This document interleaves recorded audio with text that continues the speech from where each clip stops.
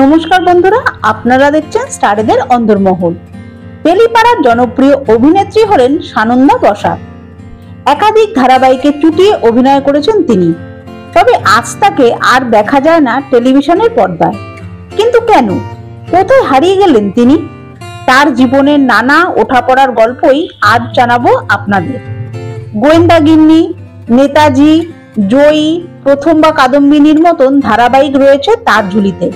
কিন্তু বিয়ের পর তার জীবনে এসেছে অনেক পরিবর্তন। ম্যানেজমেন্ট পড়তে পড়তেই চাকরি করতেন। এরপর খুব কাকতালীয়ভাবে অভিনয়ের সুযোগ আসে তার কাছে।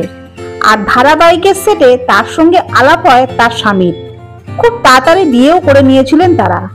বিয়ের 1 মাস পরেই অন্তঃসত্ত্বা হয়ে পড়েন অভিনেত্রী। এরপরই একেবারেই বদলে যায় সানন্দার জীবন। 1 বছর সংসার করে বিচ্ছেদ হয়ে যায় দুজনের। কারণ হিসেবে অভিনেত্রী বলেন, আমার সঙ্গে আমার স্বামীর ঠিক মিলমিশ হয়নি।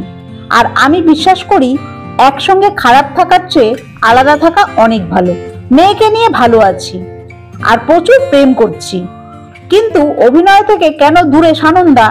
উত্তরে তিনি বলেন, 2016 সালে নিজের বুটিক খুলেছিলাম, সেটা নেহাতি শখের বসে। তারপর করোনা অতিমারি শুরু হয়।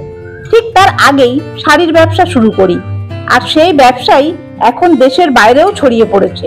আর সেই ব্যবসায় মন দিতেই 10 বছরের অভিনয়ের কেরিয়ারে ইতি। তবে কি আর কখনোই অভিনয়ে ফিরবেন না? অভিনেত্রী বলেন, 5 বছর পর কি হবে তা আমি নিজেও জানি না। কিন্তু আপাতত আমার একমাত্র ফোকাস আমার ব্যবসা। তাই আমি অভিনয় আর ফিরছি না। বর্তমানে তার 9 বছরের মেয়ে তার প্রিয় বন্ধু। দুজনে একসঙ্গে কফি খেতে যাওয়া থেকে বিভিন্ন অনুষ্ঠানে একই সাথে কাটান দুজনে। মেয়েকে নিয়ে আপাতত সানন্দা ভালোই আছেন।